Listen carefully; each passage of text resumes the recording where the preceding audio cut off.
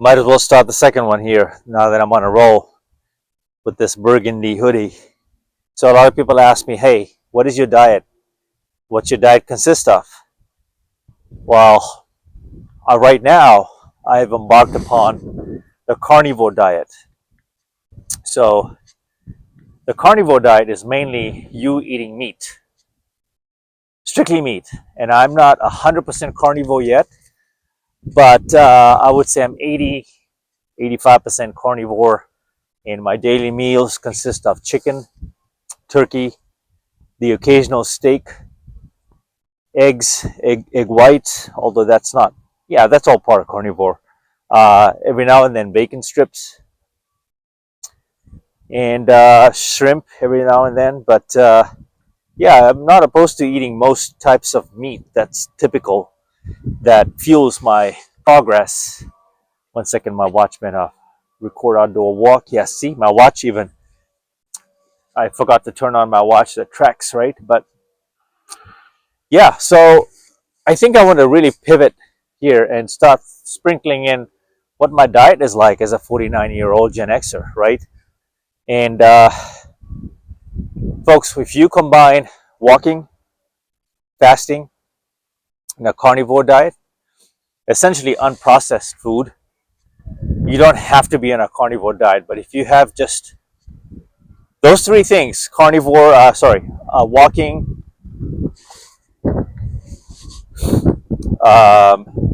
fasting, and then unprocessed food, those three things will supercharge your life. You will be a different person. You will be unrecognizable.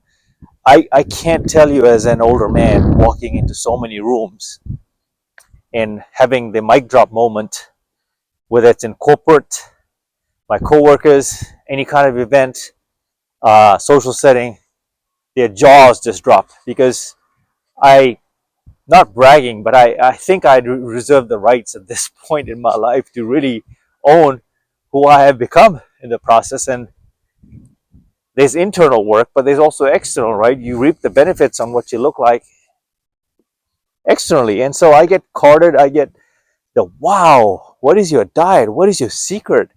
You are genetically gifted. You are so lucky. Your parents must be beautiful. Of course, yes. Everyone's parents are beautiful, right? So, but genetics can only take you so far.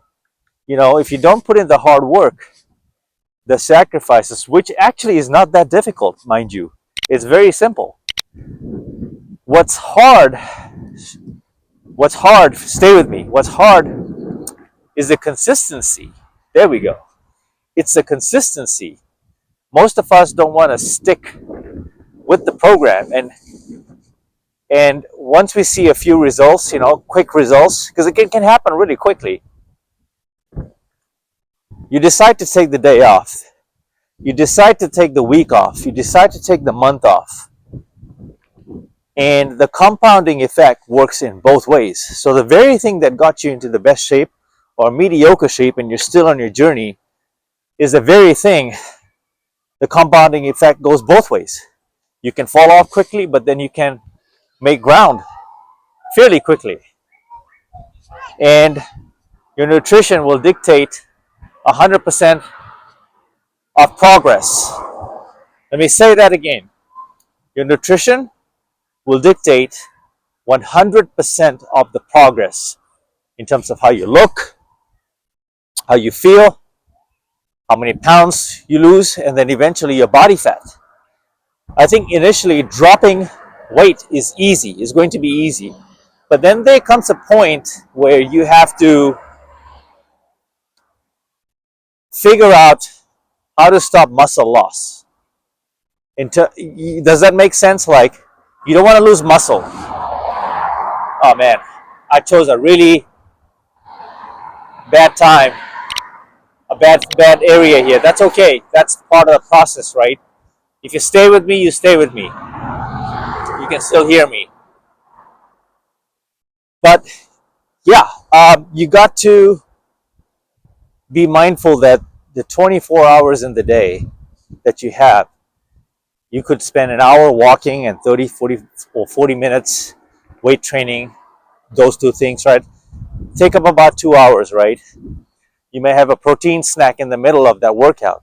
I do relatively fasted workouts, which bode well for me.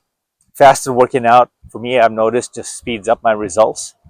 But I encourage you to really find and feel what's comfortable for you and do you, not just listen to me. Heck, start walking. Just do that. But again, going back to diet, that's everything in this journey. Diet is everything. And one thing you're going to find in the fasting and walking combination is that when you leave home, you're a different person. When you finish your walk, including the fasting, it's therapeutic. It's like your body is already healing. There are these healing components and pheromones that are, I'm not even sure I'm saying this correctly, but you can feel your body healing, the recovery. It's like a temple, you know. I feel amazing. I have to cross the road to get to the other side because there's a shade. It's getting a little toasty, and I'm going to get a fat tan before my acting class tonight. I'm not trying to get extremely dark. I like my tan. Yeah, what's crazy is that as I'm doing this, as I'm walking, people know I'm doing something, and I get the waves, the smiles. It makes people curious. As I say when I walk on my regular trail, is if I saw someone with a gimbal that looked cool, looked apart like a content creator, I would just salute that person because they're doing something to make the place better. They're inspiring other people. And a lot of people don't know that I'm 49. They probably think I'm like early 30s, late 20s. I've gotten the 27, 28 on a good sleep day. So, yeah, folks, that's really it. Unprocessed food, a lot of water, paying attention to what you put in your mouth first to break the fast. Fasting is not for everyone, but if you're going to do it, I say fast and find your windows and decide how you want to break your fast. I recommend fruits, a handful of mixed nuts, almonds, cashews, pecans, walnuts. Just experiment with it because you don't need a whole lot of food to be satiated. So you have to pick the foods that are, you know, in a way high volume, right? Fats are good, good fats are good, right? Good fats are essential for you as well. That's what I meant to say. So you have to find that balance on what satiates you. And how do I fight my sugar cravings? I just have a rock of a mind I've developed over time. Like I just know that instant gratification, sugar is an easy dopamine hit. So I choose when I want to indulge. Like I have my moments, but I want to make sure that I've actually earned the right to eat the dessert that day. Like I prepare my body to intake, you know. I sound like a anaconda preparing my body to intake.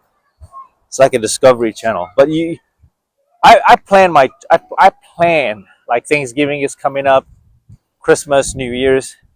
I never go overboard, almost never. When you're fasting and you have these windows, eating windows, and it gives you some flexibility to manage time, your eating windows, your lifestyle.